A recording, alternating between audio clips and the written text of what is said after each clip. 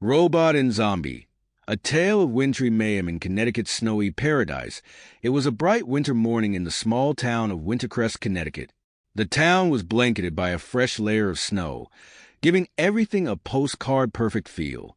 The residents, wearing cozy sweaters and sipping hot cocoa, were enjoying the peaceful start to the day. But peace never lasted long when Robot and Zombie were involved. Stomping down the snow-covered streets, Robot led the way, his black death metal t-shirt and ripped jeans standing in stark contrast to the pristine surroundings. His flannel shirt, tied around his waist, trailed behind him as he marched with overblown purpose, leaving erratic footprints in the snow. The crisp air didn't stop him from his usual ranting. "This place is a joke, Z. Look at these people," Robot sneered, waving at the clean-cut houses and smiling townsfolk. "They think their precious Connecticut paradise is all peaceful, but they haven't seen real chaos yet. Oh, I'm about to show them what happens when a mastermind like me steps onto the scene." Zombie, trailing lazily behind, was as oblivious as ever, dressed in his signature torn Slayer t-shirt and equally shredded jeans. He barely noticed the cold.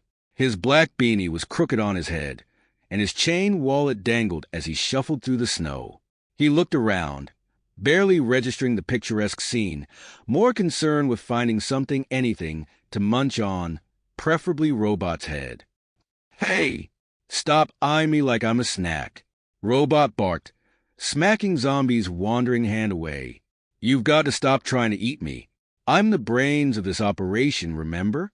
Zombie let out a low groan, his pale eyes scanning the street without much interest. He reached out again, this time more lazily, as if it were more of a reflex than a craving. Robot swatted him away again, annoyed but unsurprised. "Listen up, Z. I've got a plan.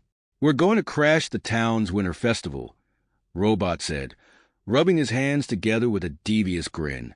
"They've got ice sculptures, hot cocoa stands, and best of all, rich kids. You know what that means. Money, Z. Big money."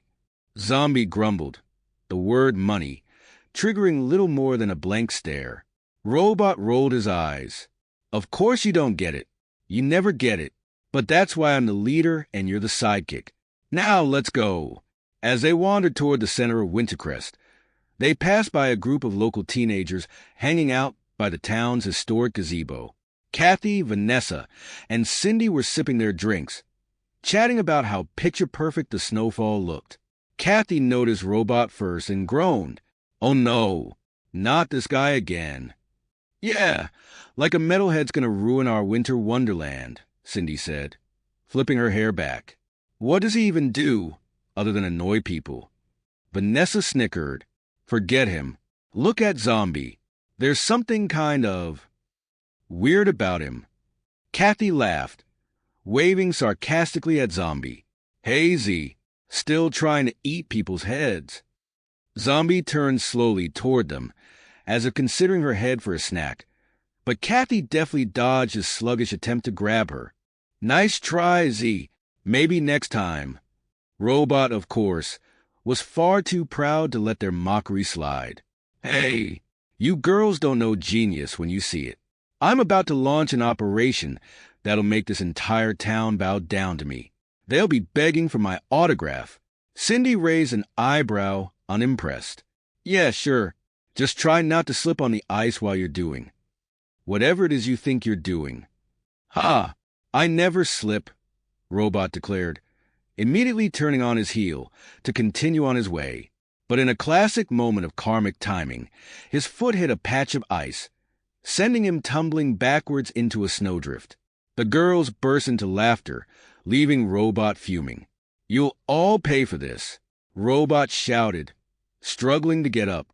"I'm not done with this town yet." Zombie, in his usual fashion, did nothing to help his fallen companion. He stared blankly at the snow, seemingly lost in the pristine whiteness of it all. Once Robot was back on his feet, he straightened his beanie and muttered, "All right, forget the girls. We've got bigger fish to fry."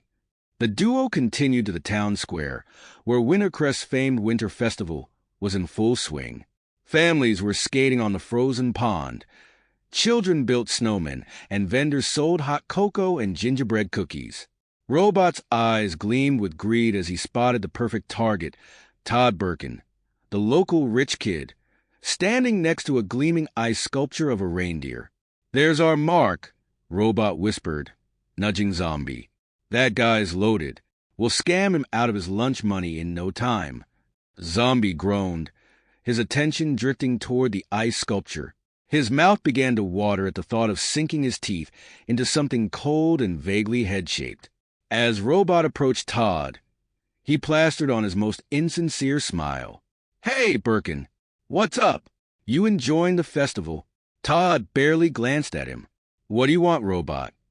"Oh, nothing much. I was just thinking, wouldn't it be cool if someone, say, sabotaged the ice sculpture competition? You know, stir things up a bit? For a price, of course." Todd blinked. "You want me to pay you to wreck the sculptures? That's stupid." Robot's grin faltered, but he quickly recovered.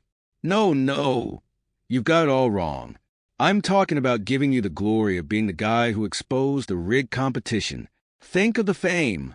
The girls will love it." Todd, ever slow on the uptake, scratched his head. "Wait, so you wrecked the sculptures and I get the credit?"